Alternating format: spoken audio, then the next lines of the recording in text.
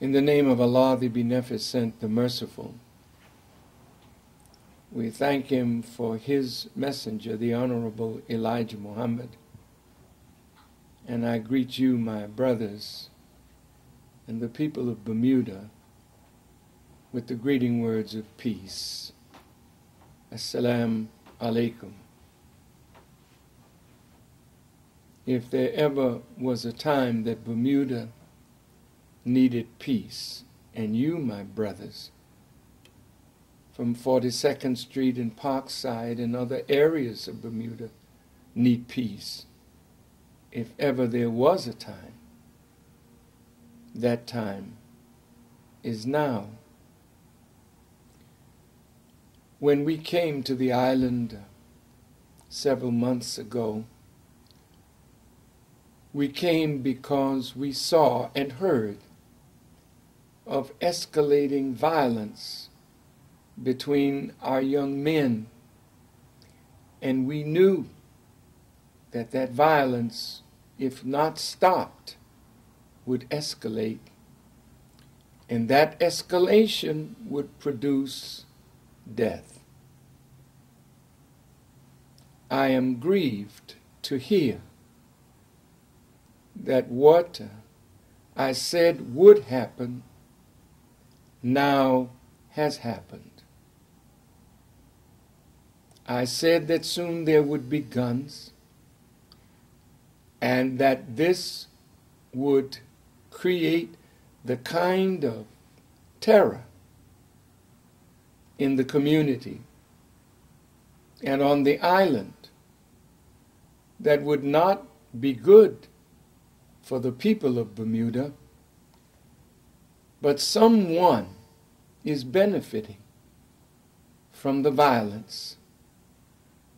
Someone is facilitating this violence, and the young men of Parkside and 42nd Street and other areas of Bermuda are pawns in a game that is being played, but they know not the players.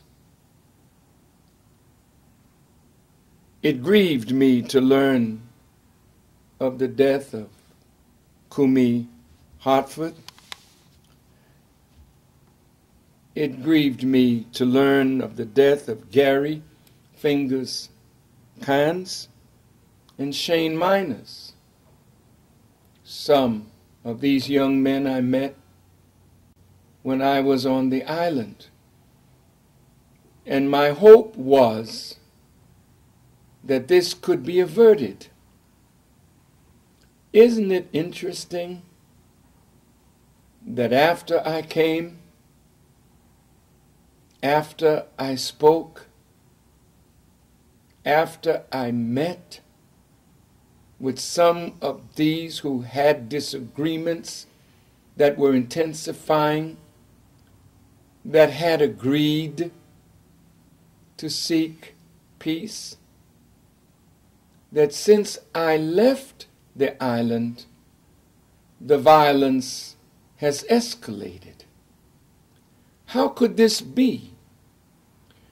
Bermuda is a part of something that is going on worldwide among our young people.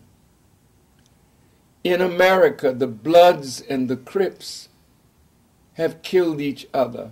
Many gangs now are killing each other, and we, the activist community, the community of people who see the danger of this, the destruction of our young people, when we intercede and try to bring about peace, the result is there's peace for a minute, peace for an hour, peace for a week, and then we're back to square one, and even worse. Somebody is benefiting from the violence. We only need to look at the present world condition in Afghanistan and in Iraq. America went to war in Iraq not because a tyrant was ruling, but because of America's addiction to oil and the tremendous oil reserves that were in Iraq. So they had to put a good face on an ugly venture that led to the slaughter of thousands of Iraqis and many, many American young people, soldiers, who died to please the players, but these were the pawns. The Taliban in Afghanistan, when they were in power, the drugs did not flow. But now that they are out of power, the drugs are flowing again. And the drugs are feeding the Taliban, feeding other forces that are benefiting from the violence. Somebody is always benefiting from war.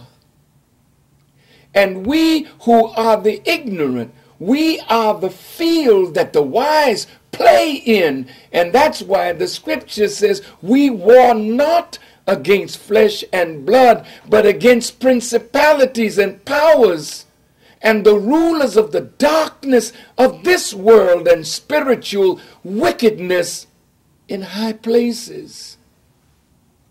What is going on in Bermuda? That I, a peacemaker, could come and sit with these young people who desire peace, who did not even know why it had gotten to where it went. And after I leave, forces operate from within these gangs and outside, because the enemy always plants his people in the gangs, his people in the organizations, his people wherever peace would come. So in the Holy Quran,